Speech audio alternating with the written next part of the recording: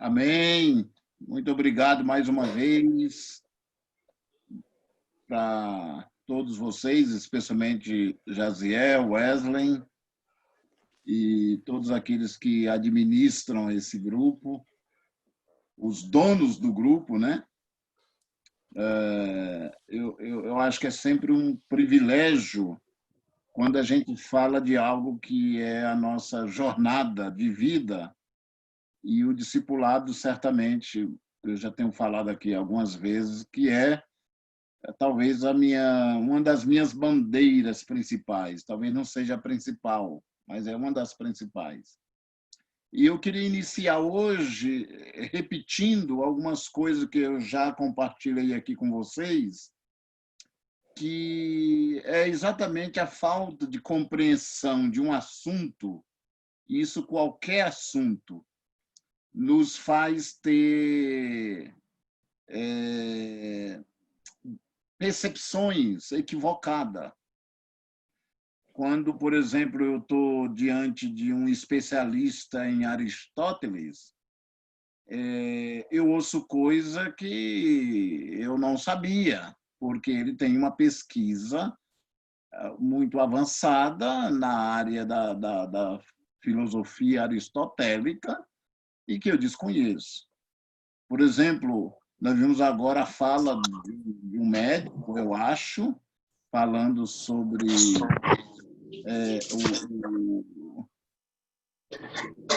a vacina, e, enfim, a cloroquina, enfim, e dados que falam com envergadura e que não é a nossa área de estudo, de pesquisa.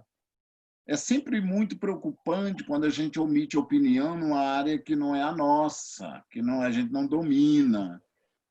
E, e nós temos que ter muito cuidado quanto a isso, qualquer que seja a área. Eduardo, eu vi alguém falando sobre Karl Barth há 2 semanas atrás. A pessoa falou 2 minutos. E, para mim, eu achava que conhecia Karl Barth. Eu acho que eu tenho todos os livros editados em português do Karl Barth. Mas a maneira como o camarada falou me apaixonou novamente por esse teólogo, considerado o maior teólogo, não sei se a Ivone concorda, mas o maior teólogo do século XX, né? Karl Barth. Mas, enfim, aqueles que conhecem da área, que vivem estudando, não estou dizendo que eles têm a palavra final, mas, no mínimo, merece o respeito, né, da gente que somos leigos na área. E eu acho que, de modo geral, eu, curiosamente, nos últimos anos, procurei ouvir algumas pessoas na área, em algumas áreas, inclusive discipulado. Pessoas que falam muito bem, mas com 10 minutos que estão falando, eles se entregam no sentido de que eles não entendem do que estão falando. Eles têm uma teoria, mas eles não têm a vivencialidade, eles não compreendem o todo. E uma das coisas que me chama muita atenção num tema como esse é estudar, por exemplo, a vida de Jesus e a maneira como o próprio Paulo praticou o discipulado é revolucionário. Um estudo bem aprofundado na vida de Timóteo, na perspectiva de Paulo como discipulador, é algo revolucionário, especialmente quando você pega a primeira carta de Timóteo, a segunda carta, e estuda de maneira como ela foi escrita, que é um manual de discipulado para uma pessoa, enfim. Então, isso nos ajuda a compreender o assunto. Então, eu abro essa conversa exatamente nesse sentido. E hoje eu quero dar seguimento à nossa jornada baseado em Atos dos Apóstolos. Essa é a primeira, segunda, terceira. Essa é a quarta aula sobre a relação de Paulo como discipulador de Timóteo a partir do livro de Atos. E talvez eu pare no livro de Atos por aqui. Se vier a ter outra sequência de possibilidade de caminhada, nós vamos entrar na primeira carta de Paulo a Timóteo. E o que eu quero colocar hoje? Eu quero falar do que eu chamo de etapas de uma reprodução saudável no discipulado. Quais são as etapas que precisam ser obedecidas? Como elas se processam? Eu acho que uma das lições, Jaziel, que me impactou quando eu cheguei na CEPAL, através do MAP, há uns 30 anos atrás, eu não sei quem, não foi o David, mas eu não sei se foi o próprio Ari Veloso, numa série de conversas, alguém me compartilhou algo e que eu aprendi, sei de memória. Eu aprendi naquele ambiente da CEPAL algo sobre Jesus, como é que Jesus discipulou. E aí eu vou jogar nas minhas palavras como se fosse numa escada. O primeiro degrau da escada, Jesus fazia para que as pessoas vissem. Ou seja, Jesus disse assim: vinde após mim. Olha que frase magnífica. Jesus falando: vinde após mim. Ele não está dizendo vinde de lado, vinde na minha frente. Não, vinde após, fica atrás e observe como eu faço. Então, aqui está o primeiro degrau, o ponto zero de uma caminhada no discipulado. No degrau seguinte, Jesus ensina as pessoas a fazerem. E me impressiona porque, fundamentalmente, dentro da narrativa dos evangelhos, você não vê textualmente Jesus tomando uma iniciativa de ensinar os discípulos a orarem.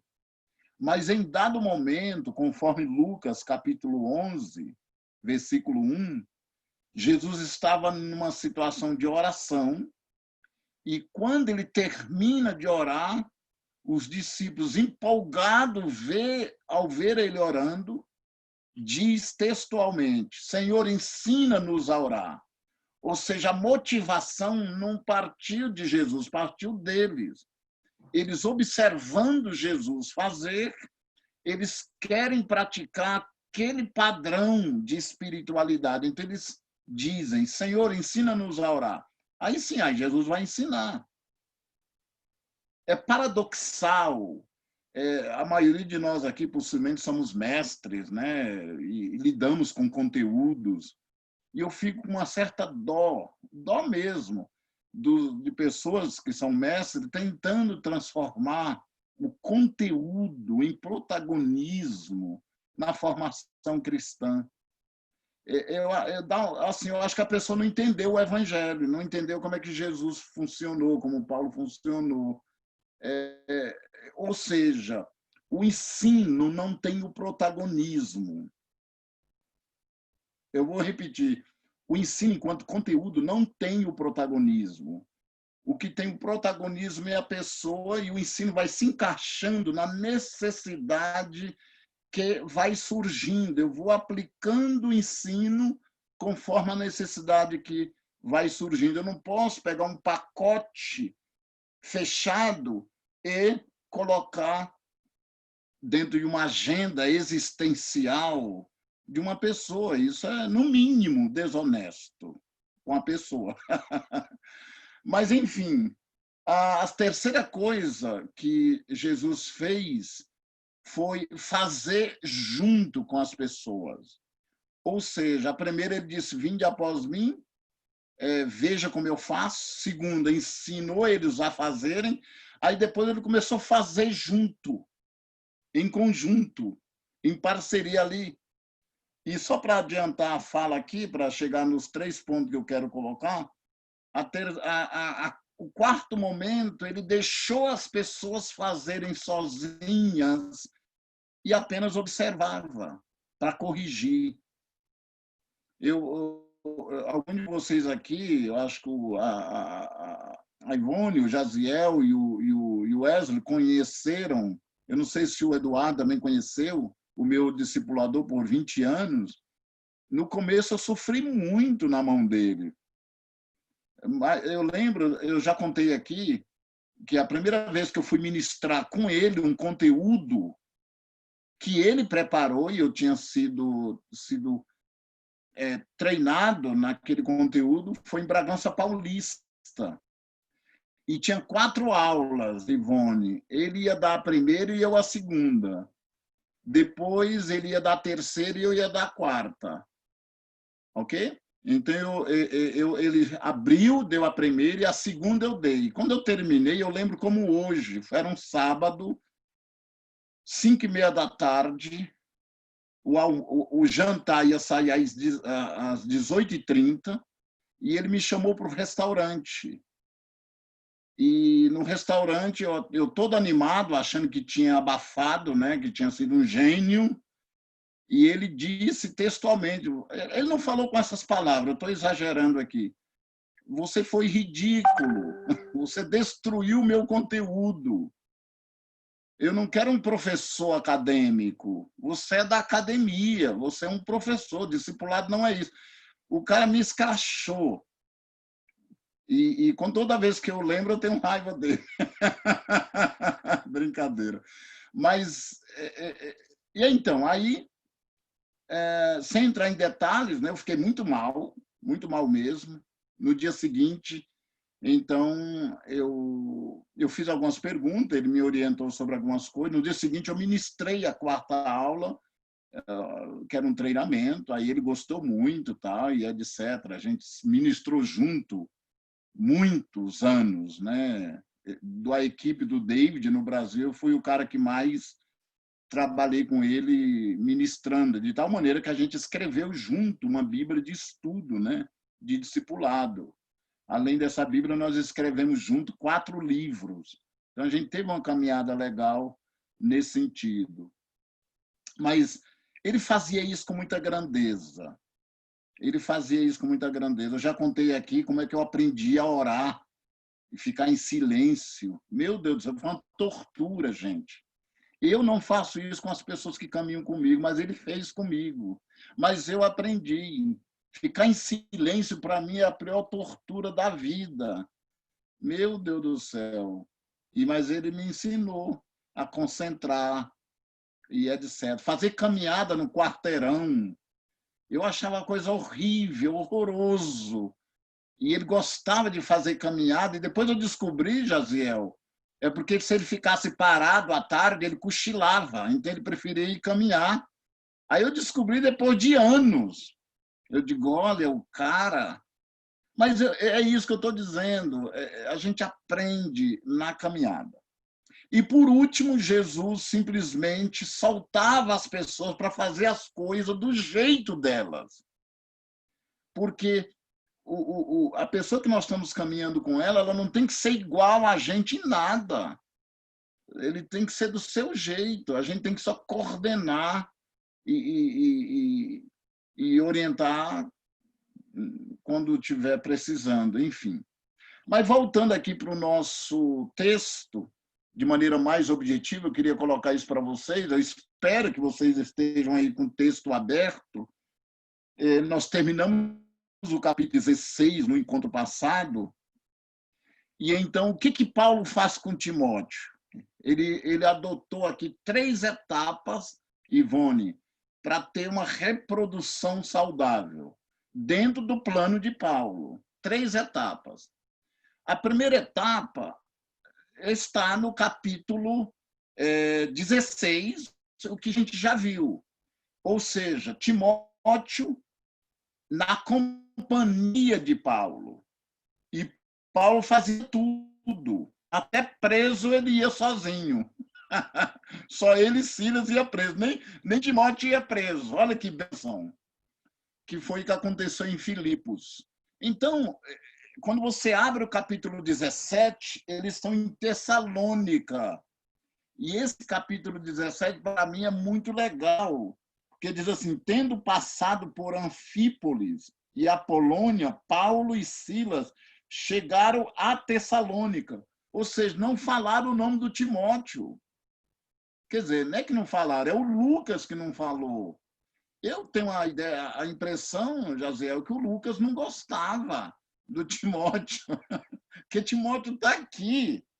E ele, assim, tendo passado por Anfípolo e Apolônia, Paulo e Silas chegaram a Tessalônica. E cadê o Timóteo? Não citou. Por quê? Porque ele está naquela fase de observador. Ele não é contado toda hora. É ok? E aí Paulo, de uma maneira muito brilhante, que todos nós admiramos Paulo nisso, no versículo 2 diz, Paulo, segundo o seu costume, foi procurá-los e por 3 sábados discutiu com eles a respeito das Escrituras. Olha o versículo 3, expondo e demonstrando ter sido necessário que o Cristo padecesse e ressuscitasse dos mortos. Paulo dizia, este Jesus que eu anuncio a vocês é o Cristo. Aí vem o versículo 4, que eu amo essa palavrinha que aparece aqui. Alguns deles foram persuadidos e se juntaram a Paulo e Silas. Então, Timóteo não aparece, mas ele está aqui. Então, essa fase de Timóteo é a fase do observar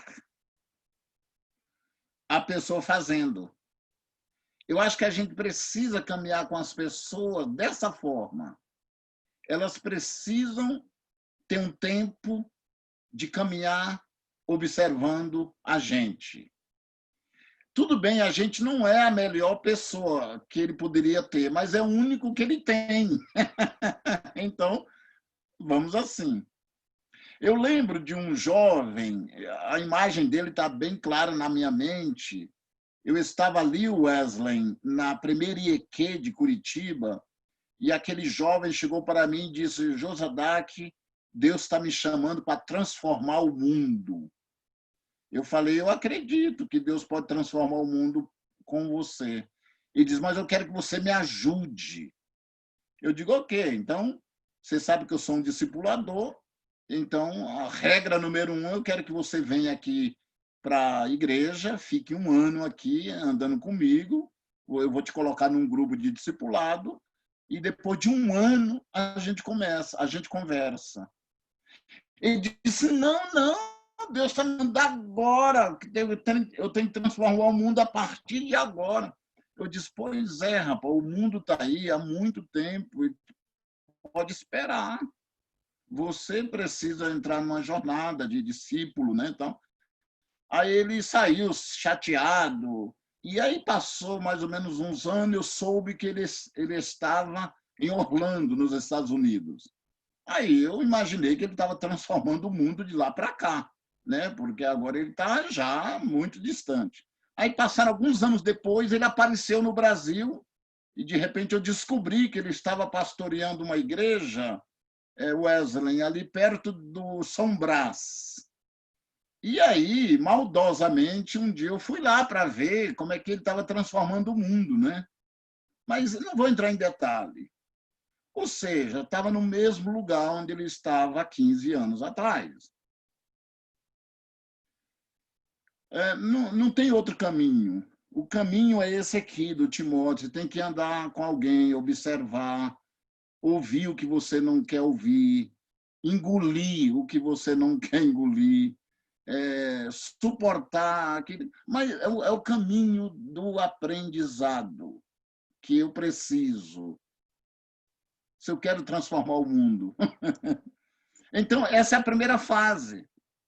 O Timóteo observa o Paulo fazendo as coisas. E aí, quando você olha, por exemplo, no capítulo 17, ainda dando seguimento nesse processo aí, quando chega no versículo 10, eles estão em outra cidade já. Diz o texto que logo durante a noite os irmãos enviaram Paulo e Silas para Bereia.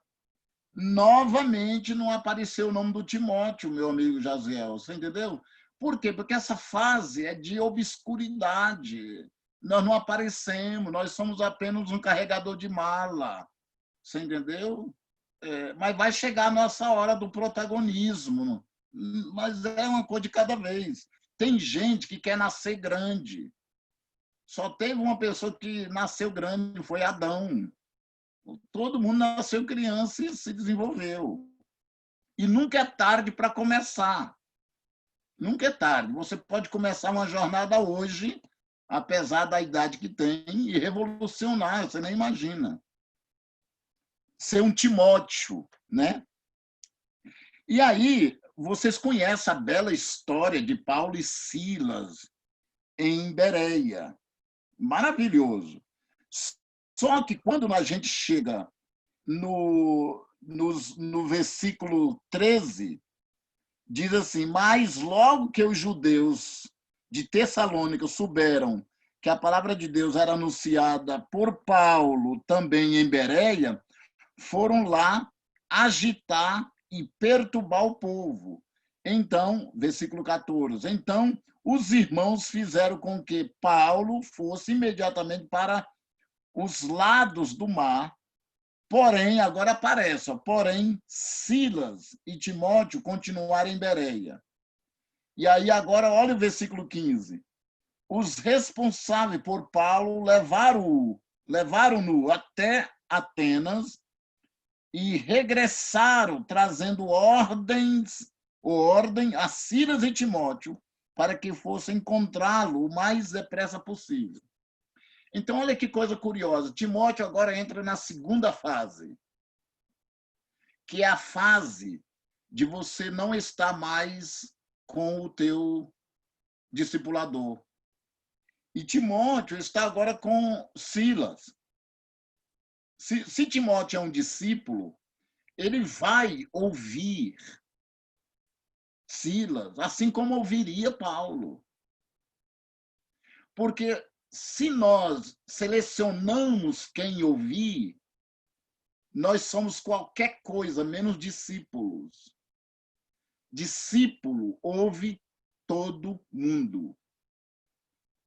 Se nós temos uma seleção, hoje o pessoal está selecionando, é um pessoal que não ouve mais o Gondim, outro não ouve mais não sei quem, outro não ouve mais Red René, outro não ouve Nicodemos. Gente, temos que parar com isso. Tem que ouvir. O discípulo ouve todo mundo. Uma vez por semana, eu ouço um ateu. Eu ouço um ateu. Sim, eu sei que é difícil, porque se você é um aprendiz, você precisa aprender e não selecionar quem você vai ouvir. Isso é atitude antidiscípulo. Antidiscípulo. Toda vez que você for tentado a selecionar quem ouvir, você já define de que lado você está. O teu discurso pode ser um e a tua prática ser outra. Quando toda vez, Jaziel, que eu sou surpreendido que eu estou fazendo seleção, aí eu faço um exercício contrário. Quando começaram, desculpa eu estar falando isso aqui, quando começaram novamente a atacar o Gondim, eu não concordo com o Gondim, mas eu comecei a ouvir ele todo dia, porque eu preciso aprender que o discípulo é um aprendiz, ele tem que ouvir. Eu sei que isso é polêmico, tal, etc., mas, enfim. Me ajuda muito. Então, Pode me ajudar? Timóteo, ele está ouvindo Silas agora. Ele está ouvindo Silas, ele está na companhia de Silas, e não mais de Paulo. Essa é a segunda fase que a gente precisa. Eu fiz um contato hoje com uma pessoa que eu estou discipulando, Jaziel, e perguntei se ele poderia, por um tempo, caminhar com alguém. Era um teste para ele. Ele nunca vai saber que eu estou fazendo um teste. Ele nunca vai saber. Eu não vou dizer, eu fiz um testezinho para você. Não, eu estou. Porque ele está no nível que ele precisa ouvir alguém diferente de mim. Ele precisa ouvir outra maneira de enxergar a vida. Eu sou incompleto, eu não tenho tudo que ele precisa. Ele precisa caminhar com alguém. Eu não sei se o Wesley deve conhecer, o Paulo Quintino, né? Você conhece, né? O Joel Prudêncio, Aquiles. Então, todo esse pessoal, eu não caminho mais comigo, num grupo. Sabe por quê? Porque eles têm que aprender a ouvir o Silas. Eu não falo para eles que tem que ouvir o Silas, eu vou bolando o negócio, porque eles têm que crescer.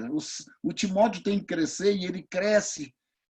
Circunstancialmente aqui, ele não está ouvindo o Paulo, está ouvindo o Silas, mas é o Silas que está mandando nele. Pode olhar que o primeiro nome é o de Paulo e depois Silas. Quando Paulo desaparece da circunstância aqui histórica, aí é Silas e Timóteo. Ok? Muito bem. Então, indo para o terceiro e última escala, a terceira e última escala é o seguinte: quando Timóteo e Silas foram para Atenas, porque passou alguns meses, eles foram lá encontrar com Paulo. Paulo estava em Atenas. Aí vocês já sabem a informação, porque está isto escrito em 1 Tessalonicense. Foi o primeiro encontro que eu fiz aqui, 1 Tessalonicenses, capítulo 3.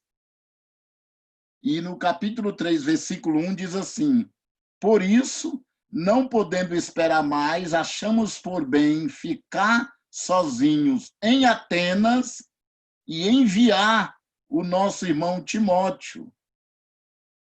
Ou seja, agora Timóteo não está na companhia de Paulo, nem na companhia de Silas, ele está sozinho.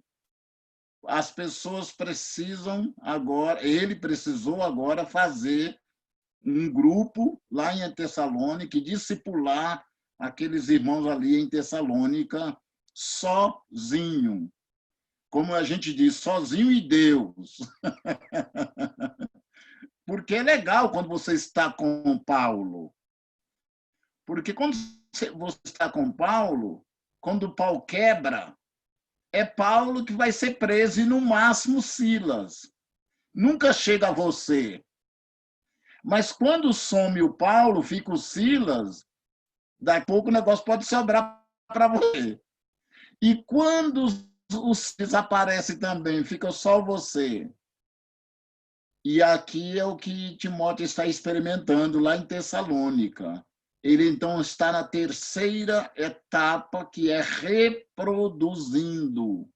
Ele já sabe fazer. E é lindo, porque o versículo 2 de 1 Tessalonicenses 3 diz que ele foi para aquele lugar para fortalecer e animar a fé dos irmãos, para que os irmãos não desistissem, não desviassem. Ele foi cuidar. E aí, meu amigo, não tinha zap, não, e nem telefone, nem e-mail para ele perguntar para Paulo: o que eu faço? Tem um endemoniado aqui, agora eu vou usar os 3 passos, como é que vai funcionar o negócio? Ele tinha que se virar. Ele tinha que se virar. Tinha que se virar. Então, esse é o processo da reprodução saudável. Paulo e Timóteo seguindo. Depois, segunda fase, Timóteo ouvindo alguém diferente de Paulo, que é Silas. E terceira fase, ele tendo que discipular um grupo sozinho na cidade de Tessalônica. Senhor, muito obrigado pelo privilégio de refletirmos de maneira tão singela a uma história tão bela que é esta do capítulo 16, 17, e, enfim, o restante do livro de Atos vai desenvolver um pouco mais sobre essa relação de Paulo e Timóteo. Senhor, obrigado por estar nos ensinando que é possível É possível a gente, como Timóteo, sair da fase 1 para a fase 2 até a fase 3, que é uma reprodução saudável.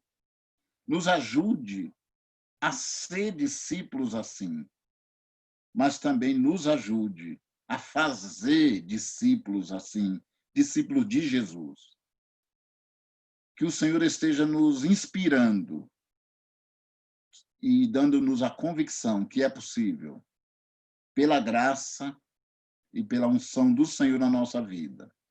É assim que oramos, é assim que cremos, e assim seja. Amém.